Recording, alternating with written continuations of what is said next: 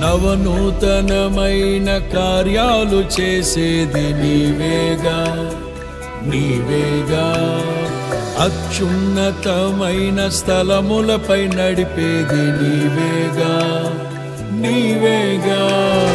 విధినే ఛేదించి నీవు భువినే వెలిగించగా, స్తుతినే నా నోట పలికించి బహుగా